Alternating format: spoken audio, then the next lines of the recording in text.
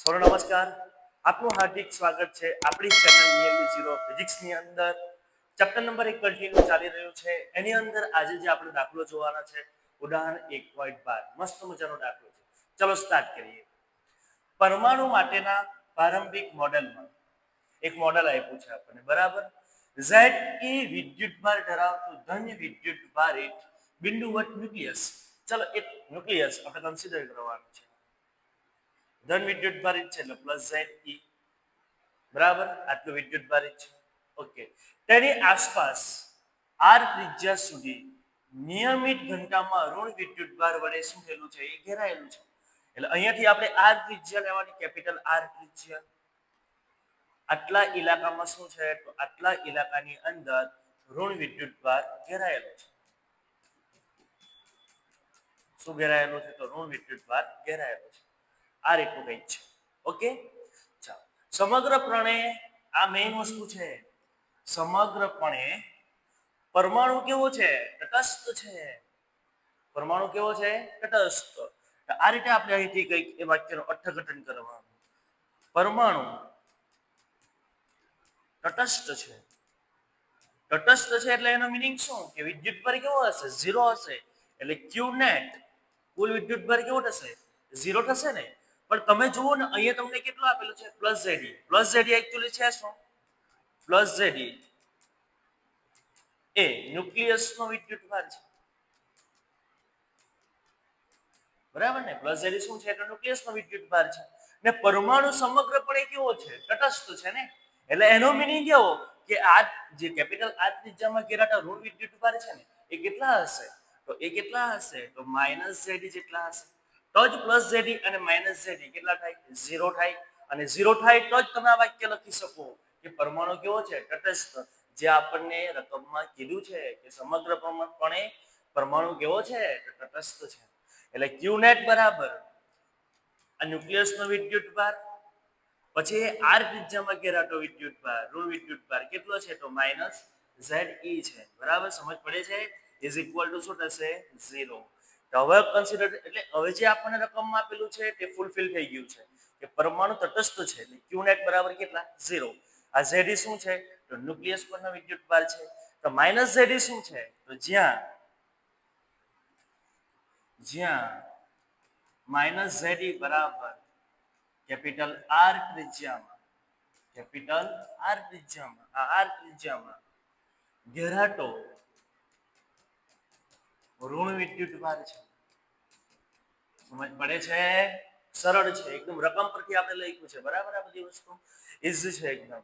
ચાલો બીજી એક વસ્તુ પણ આપણે એના ઉપર કન્સિડર કરી લઈએ કે R ત્રિજ્યામાં આપણને જરૂર પડશે એટલા માટે R ત્રિજ્યામાં ઘેરાતા ઋણ વિદ્યુતભારની વિદ્યુતભાર ઘનતા તમે જુઓ ને તો આપણે રકમમાં જ કીધેલું છે, બરાબર. નિયમિત ઘનતામાં એક કન્વર્ટ થયેલું છે, ઋણ વિદ્યુતભાર કેટલા છે. એટલે રકમ પરથી જ આ લખાય છે કે અમે લખ્યું અહીંયાથી જ છે. આ વાક્યનો ઉપયોગ કર્યો છે કે R ત્રિજ્યામાં ઘેરાતા ઋણ વિદ્યુતભારની વિદ્યુતભાર ઘનતા એને કહીશું ρ. ρ is equal to Q by શું આવે? V. ચાલો, વિદ્યુતભાર કેટલો છે? તો R ત્રિજ્યામાં કેટલો વિદ્યુતભાર છે? તો -Ze. એટલે અહીંયા આવશે -Ze ડિવાઇડેડ બાય કદ કેટલું છે? તો R ત્રિજ્યામાં આટલાનું કદ કેટલું થાય? કદ એટલે ગોળો છે ને, તો શું થશે? 4/3 પરમાણુ, બરાબર ને. એ ગોળા જેવો હશે. 4/3 પાઈ પછી કેપિટલ R ની કેટલી ઘાત? 3. સમજ પડે છે? એટલે આ રીતનું આપણે અહીંયા સુધીની રકમ પરથી આપણે ધારવાનું છે, બરાબર. એકદમ થિયરિકલ દાખલો છે એકદમ, અને થોડુંક મેથેમેટિકલ થોડુંક આવશે, બરાબર ને. ઈઝી છે એકદમ. ફરીથી એકવાર પરમાણુનો એક મોડલ આપેલો છે, તેમાં Ze પ્લસ Ze ધરાવતો એક વિદ્યુત ન્યુક્લિયસ આપ્યો છે. તેનાથી R ત્રિજ્યામાં, કેપિટલ R ત્રિજ્યામાં ઋણ વિદ્યુતભાર ઘેરાયેલા છે. ને પરમાણુ સમગ્રપણે કેવો છે? તો તટસ્થ છે. એનો મીનિંગ કે Q નેટ કેવો થાય? 0. હવે પ્લસ Ze જો આ હોય તો આટલામાં ઘેરાતો અંશ કેટલો હશે? -Ze હોય. તો જ કેવો જવાબ આવે? 0 આવે. તો જ આપણે કહી શકીએ પરમાણુ કેવો છે? તો તટસ્થ છે, બરાબર. -Ze શું છે? તો R ત્રિજ્યામાં ઘેરાતો ઋણ વિદ્યુતભાર છે. એની વિદ્યુતભાર ઘનતા મેં લખી દીધી છે અહીંયા આગળ. ચાલો આગળ રકમમાં વધીએ. આ મોડલ માટે ન્યુક્લિયસથી R અંતરે વિદ્યુત ક્ષેત્ર કેટલું? વિદ્યુત ક્ષેત્ર આપણે ફાઇન્ડ કરવાનું છે. હવે આર અંતર એટલે અહીંયા આગળ તમે જુઓ તો તમે પહેલા તો આપણે અંડર એક કન્સિડર કરીએ કે આટલું આર અંતર છે, બરાબર? એટલે આટલા અંતરે કે આર અંતરે આ અંતરે વિદ્યુત ક્ષેત્ર કેટલું છે એ આપણે ફાઇન્ડ કરીએ પહેલા કેસમાં, અને બીજા કેસમાં ક્યાં લઈશું તો એનાથી બહાર લઈશું, બરાબર? પહેલા આપણે અંતરની વાત કરીએ. પહેલો કેસ એમને પર્ટિક્યુલર કીધું નથી કે આટલે અંડર લેવાનું કે બહાર લેવાનું, એટલે પહેલા આપણે અંડર લઈએ છીએ, પછી આપણે ક્યાં લઈશું બહાર. ચલો આર કેવો છે તો નાનો છે, કેપિટલ આર કરતા કેવો છે તો નાનો. આ પહેલી કન્ડિશન છે, બરાબર? એની કેલ્ક્યુલેશન આપણે કરીએ. ચાલો હવે વચ્ચે ધન વિદ્યુત ભારિત છે એનો મીનિંગ કે વિદ્યુત ક્ષેત્ર રેખાઓ કંઈક નીકળશે, તો આપણે વિદ્યુત ક્ષેત્ર આપણે શોધવાનું છે, તો એ પ્રમાણે આપણે કન્સિડર કરીને ચાલીએ તો આ રીતનું કંઈક આવશે. ફ્લક્સની વાત કરીએ આપણે પહેલા. વિદ્યુત ફ્લક્સ ગણતરી વિદ્યુત ફ્લક્સ પરથી થશે. હા, વિદ્યુત ક્ષેત્રની બી વિદ્યુત flux phi is equal to E dot A is equal to Q enclosed એટલે ઘેરાટનો વિદ્યુત ભાર છેદમાં એપ્સિલોન 0. આ ગૌસનો નિયમ છે, અને આ શું છે આપણો એક નોર્મલ જે સૂત્ર છે વિદ્યુત ફ્લક્સનું એ લખ્યું છે, એટલે આપણે આનો ઉપયોગ કરવાનો છે આની અંદર. ઓકે, ચાલો વિદ્યુત ક્ષેત્ર અને E. હવે E ડોટ A છે, બરાબર? E અને A ની દિશા કઈ તરફ છે એ જોઈ લઈએ. વિદ્યુત ક્ષેત્ર રેખાઓ બહાર નીકળતી હશે, આ રીતે હશે. જે સપાટીની બહારની તરફ એ પણ હશે. એંગલ કેટલો થશે 0, એટલે અહીંયાથી લખીએ તો EA cos કેટલા થાય 0, Q enclosed divided by epsilon 0, cos 0 કેટલા થાય 1 થાય, એટલે EA બરાબર Q enclosed epsilon 0. આ રીતનું કંઈક મળે. ચાલો હવે એ એટલે કે આ જે પરમાણુ છે એનું ક્ષેત્રફળ, તો એ લખી દઈએ આપણે. કેટલું થશે તો 4 પાઈ આનું આખાનું, બરાબર ને? થશે ને આ રીતે. એ સોરી હા, એ એટલે અહીંયા આગળ આપણે કયું લેવાનું છે? આપણે વાત કોની કરતા છે? આ સ્મોલ આર ત્રિજ્યા વાળો છે ઘેરાટો જે છે ને ગોળો, એની વાત કરતા છે આપણે. એટલે અહીંયા આગળ આપણે એક જે ક્ષેત્રફળ લેવાનું છે એ 4 પાઈ સ્મોલ આર સ્ક્વેર આવશે. Right, clear? આપણે વાત જે કરતા છે તે આ સપાટીની કરતા છે, એટલે એક સપાટીને કહેવામાં આવે ગૌસિયન સપાટી, જેનો આપણે જવાબ મેળવવાનો છે, બરાબર? કે એનાથી આર અંતરે કે ન્યુક્લિયસથી આર અંતરે વિદ્યુત ક્ષેત્ર કેટલું છે એ ફાઇન્ડ કરવાનું છે. આ રીતે છે, એટલે E 4 pi r square is equal to, હવે ઘેરાટો વિદ્યુત ભાર મને હજુ ખબર નથી, તો આપણે એક કામ કરીએ, આને સમીકરણ નંબર 1 આપી દઈએ.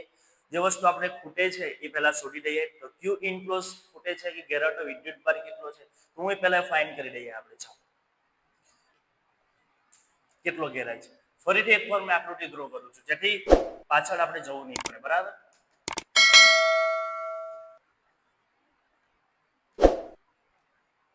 તમારે પાછી નથી દોરવાની, આ તો આપણને ખબર પડે એટલા માટે છે, બરાબર? ચાલો Q ઇન્ક્લોઝ કે ઘેરાટો કેટલો વિદ્યુત ભાર છે, આટલા ઇલાકામાં કેટલો ઘેરાય છે ઇઝ ઇક્વલ ટુ, પહેલા તો જુઓ તો વચ્ચે કેટલો છે તો પ્લસ ZE છે, બરાબર? હવે આટલો વિસ્તાર છે ને આટલા વિસ્તારમાં તો બધા માઇનસ છે. હવે અહીંયા પરમાણુ તટસ્થ થાય, અહીંયા પરમાણુ તટસ્થ નહીં થશે, અહીંયા તો કંઈક હશે, બરાબર ને? કેમ કે પરમાણુ તટસ્થ આખો છે, એટલે એનો મીનિંગ કે અહીંયા કંઈક આપણને જવાબ મળવાનો છે આ માઇનસ, જે બધા માઇનસ છે એનો જવાબ કેટલો મળશે? તો આપણે જે લખ્યું છે ρ is equal to Q by V. Q બરાબર શું લીધેલું હતું મેં? Minus ZE. પહેલા જ આપણે લખેલું છે 4/3 પાઈ r ની કેટલી ઘાત 3 આ રીતે લખ્યું હતું ને. અહીંયાથી તમે જુઓ તો વિદ્યુત ભારને સૂત્ર કરતા બનાવો તો Q ઇઝ ઇક્વલ ટુ શું થાય? ρ ઇન્ટુ V થાય ને. આ રીતનું બી કંઈક સૂત્ર મળે કે નહીં મળે? એટલે મારે જો અહીંયા વિદ્યુત ભાર અહીંયા શોધવો હોય, આ જે ગોળો બને છે સ્મોલ આર ત્રિજ્યાનો, એમાં જો મારે વિદ્યુત ભાર શોધવો હોય આનો ઉપયોગ થાય તો પ્લસ કરીએ અને ρ V લખીએ. એટલે આ વિદ્યુત ભાર લખ્યો છે મેં is equal to plus ZE plus ρ કેટલા છે? ρ ની કિંમત ઓલરેડી મારી પાસે છે, કેટલી છે તો માઇનસ ZE ના છેદમાં 4/3 પાઈ કેપિટલ R ની કેટલી ઘાત 3 ઘાત ગુણ્યા કદ કેટલું છે? મને કદની જરૂર પડે છે, તો આટલા ઇલાકાનું કદ કેટલું છે? તો કદ એટલે 4/3 પાઈ પછી સ્મોલ r ની કેટલી ઘાત 3 ઘાત. 4/3 પાઈ કેન્સલ આઉટ થઈ જશે. આમાંથી કોમન શું નીકળે? તો ZE તમારો કોમન નીકળશે, તો અહીંયા કઈ નહીં બચે એટલે 1 બચે. પ્લસ માઇનસ માઇનસ ઉપર શું છે તો સ્મોલ r ની 3 ઘાત, નીચે શું તો કેપિટલ R ની કેટલી ઘાત છે? 3 ઘાત છે. એટલે ઘેરાટો વિદ્યુત ભાર મને મળી ગયો છે. કેટલો વિદ્યુત ભાર ઘેરાય છે? આટલો વિદ્યુત ભાર ઘેરાશે. થાય ક્લિયર? આ રીતનું છે. ચાલો હવે એને મૂકી દઈએ આપણે, આને સમીકરણ નંબર 2 કહી દઈએ. સમીકરણ 2 ની કિંમત સમીકરણ 2 ની કિંમત સમીકરણ 1 માં મૂકતા. ચલો મૂકી દઈએ. e પછી 4 pi small r square is equal to q enclose છે ને, તો q ઇનક્લોઝ ની કિંમત કેટલી આવે છે? તો z e કૌંસમાં 1 માઇનસ r ની 3 ઘાત છેદમાં કેપિટલ R ની 3 ઘાત થાય છે.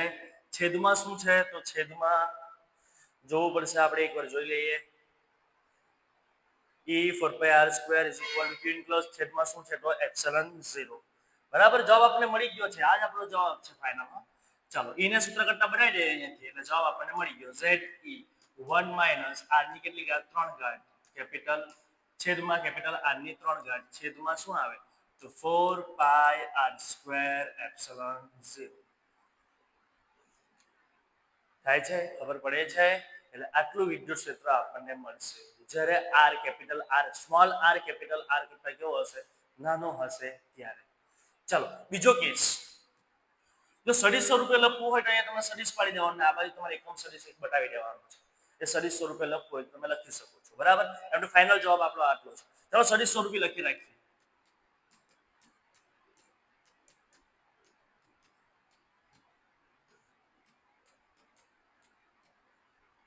n કેપ લખી દે. બરાબર, આ બી તમારો જવાબ હશે. ચલો બીજી કન્ડિશન.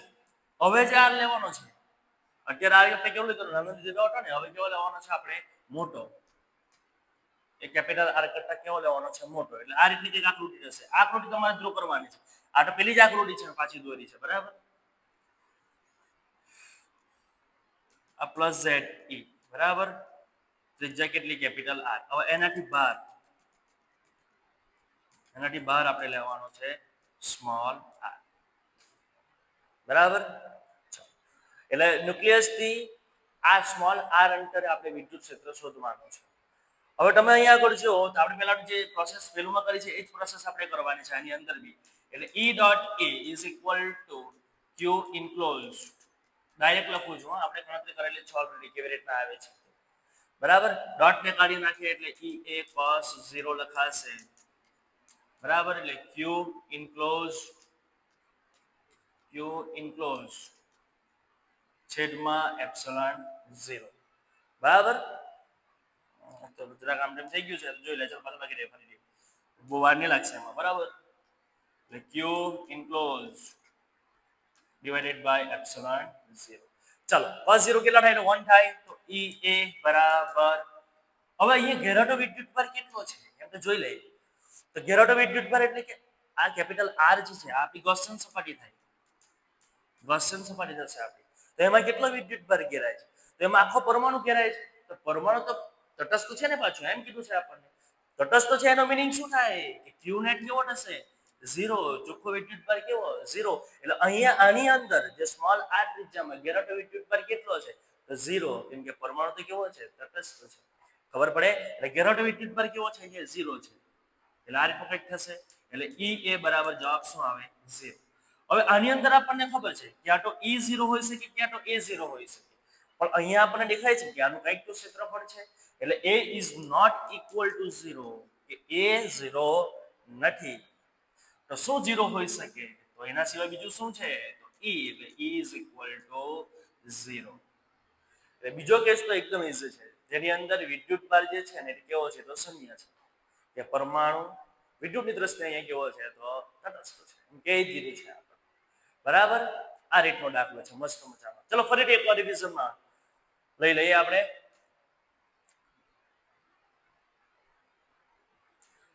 જે રકમ છે, રકમ પરથી જ બધું થશે. આ રકમનો જ ખેલ છે. બરાબર, રકમ પરથી આપણે ફિગર એક ડ્રો કરી દેવાની મસ્ત મજાની. બરાબર, ઝેડી વિદ્યુત ભારનો એક ન્યુક્લિયસ લઈ લેવાનું, તેનાથી આ ત્રિજ્યામાં ઋણ વિદ્યુત ભાર બધા ઘેરાયેલા છે. બરાબર, પછી લખી દેવાનું બધું પરમાણુ તટસ્થ છે. એનો મીનિંગ કે ચોખ્ખો વિદ્યુત ભાર આપણને કેવો મળે? 0. એટલે આ જે ઇલાકો છે આ ત્રિજ્યામાં જે બી ઘેરાતો વિદ્યુત ભાર કેટલો છે? એનો માઇનસ ઝેડી છે, એમ ખબર પડે છે. પછી એની વિદ્યુત ભાર ઘનતા આપણે લખી દેવાની છે.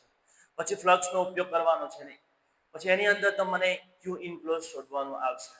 ઘેરાતો વિદ્યુત ભાર કેટલો છે? એ જ મેઇન વસ્તુ છે. એટલે પહેલે કન્ડિશન આપણે r નાનો લીધો છે, સ્મોલ r જે છે નાનો છે, બીજા કેસમાં સ્મોલ r મોટો લેવાનો છે. આ મેઇન વસ્તુ છે. Rho is equal to q by v, વિદ્યુત ભાર કેટલો માઇનસ z 4/3 પાઈ r ની 3 ઘાત. એ તો છે આપણી પાસે, બરાબર. અહીં વિદ્યુત ભાર લખવો હોય તો રો ઇન્ટુ v લખાય ને. હવે ઘેરાટો વિદ્યુત ભાર આની અંદર કેટલો છે? એક z છે આટલા ઇલાકામાં. બીજા માઇનસ પણ છે ને. હવે માઇનસ ન લખવું હોય તો શું લખાય? તો આ પ્રમાણે લખાશે રો ઇન્ટુ v. રો પાછો મારી પાસે છે તે મૂકી દીધો બેઠો. v એટલે કે આનું કટ એટલે ત્રિજ્યા કેટલી છે? Small r. તો સ્મોલ r ની 3 ઘાત લખવાની. બસ બીજું બધું કેન્સલ આઉટ થશે એટલે ઘેરાટો વિદ્યુત ભાર મળી જશે. એને મૂકી દઈશું એટલે આપણને આન્સર મળી જશે. બીજા કેસની અંદર સ્મોલ r જે છે તે મોટો છે. એટલે સ્મોલ r મોટો હોય તો એની અંદર જે પરમાણુ આખો ઘેરાય છે. એટલે એમાં તો પરમાણુ વિદ્યુત દ્રષ્ટિએ કેવો છે? તટસ્થ. એટલે વિદ્યુત ભાર કેવો થાય? 0. એટલે 0 મૂકો એટલે આખો જવાબ કેવો થઈ જશે તમારો? 0 થઈ જશે. આ રીતનો દાખલો છે. આઈ હોપ તમને ખબર પડી હશે. બરાબર છે. બરાબર આની પ્રેક્ટિસ કરી લેશો એકવાર તો આવડી જશે. અને રકમ પરથી જ થશે એટલે રકમને બાજુમાં રાખીને જ કેલ્ક્યુલેશન આપણે કરવાનું છે. ઓકે, મળીશું બીજા લેક્ચરની અંદર. ધન્યવાદ.